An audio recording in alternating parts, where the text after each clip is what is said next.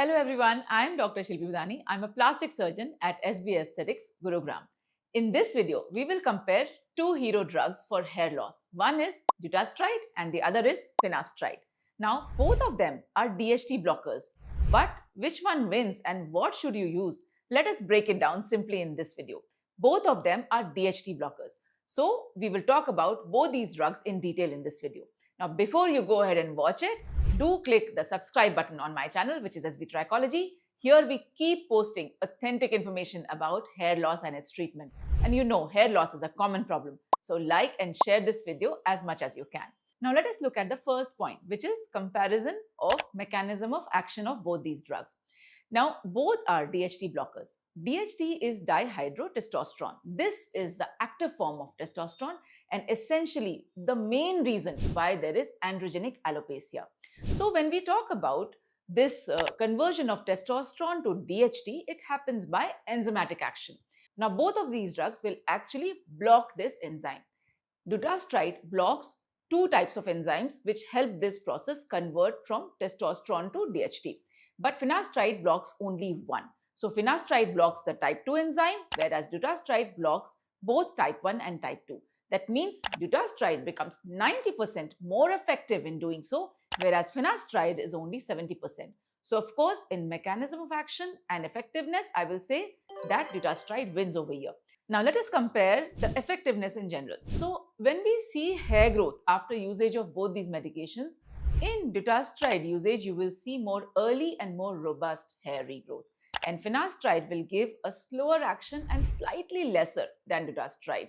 But that doesn't mean that if you are getting results on finasteride alone, then you should immediately change to dutasteride. Because yes, in effectiveness, I will say that dutasteride wins. But I can tell you that finasteride has been there long enough and there are a lot of research articles on finasteride and there are relatively few on dutasteride. So after watching this, if you want to change from finasteride to dutasteride, I think if you're getting a good action from finasteride, there is no reason to panic and change your drug. So of course, hair loss is a common problem and I'm sure many of you who are watching this video are already taking some hair loss treatments. So if you want me to make a video on the topic that would be useful to you, then do write it in the comment box below. Also, very important is do not self-medicate. That's very, very important. Why? Because we should know the side effects, and that is the third point of our comparison. When we talk about side effects, this is very commonly discussed. There can be decrease in libido, decrease in semen production, and in general, there can also be breast tenderness in women especially. So, if you compare the duration of action of these drugs, when we see dutasteride, it has a very long half-life. That means it takes a long time to wash away from the body, whereas finasteride is just a few hours. That means that if you have these side effects, then these will also take time to go down.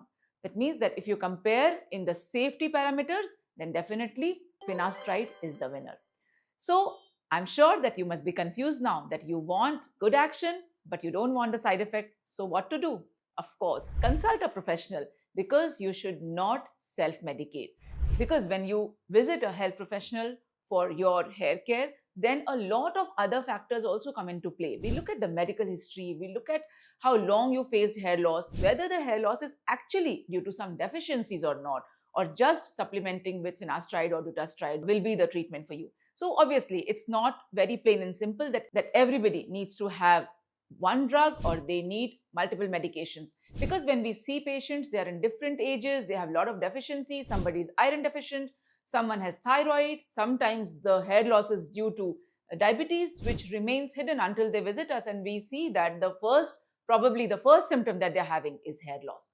So I'm sure that this video would have added something in your knowledge bank about hair loss.